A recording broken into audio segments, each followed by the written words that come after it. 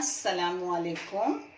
पता है आज मैं कोकनी मसाला अपने फ्रिज में बना के रखती हूँ।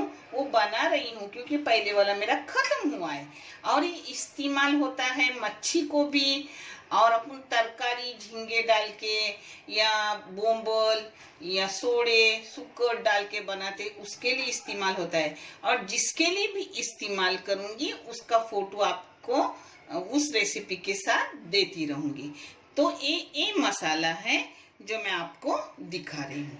ये 2 नारियल गीले हैं जिसको बारीक काट के ली हूँ। दरमियानी साइज के नारियल है, न बड़े हैं न एकदम छोटे हैं। और ये मिर्ची है, मिर्ची बेड की मिर्ची है।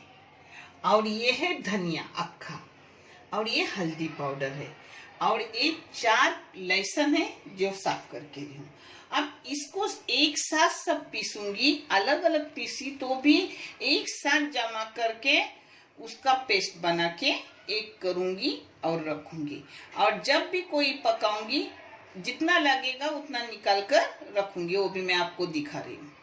ये देखो अपना मसाला हो गया। जब मैं फ्री होती हूँ, सैटरडे संडे बेटी मिलती है, काट छाट के देती है, तो सब जब मसाले पूरे खत्म होते तो ऐसा मसाला बना के रखती हूँ। अब इसको ऐसे फ्रीजर में डाल के रखूंगी, और जब ये वो कड़क हो जाएगा तो उसके टुकड़े टुकड़े करके रखूंगी, एक अच्छे से साफ सुथरे थैली में बांध के या डब्बे में डाल के रखो।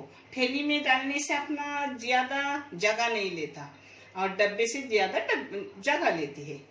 आप जैसे मुनासिब समझो वैसे रखो, और फिर जितना नाप का चाहे वो टुकड़ा उठा के अपना जो भी करना है वो करने का। तरकारी हो, मच्छी हो, सुकट हो, कुछ भी हो, बहुत सी तरीके की करूंगी और आपको दिखाऊंगी भी।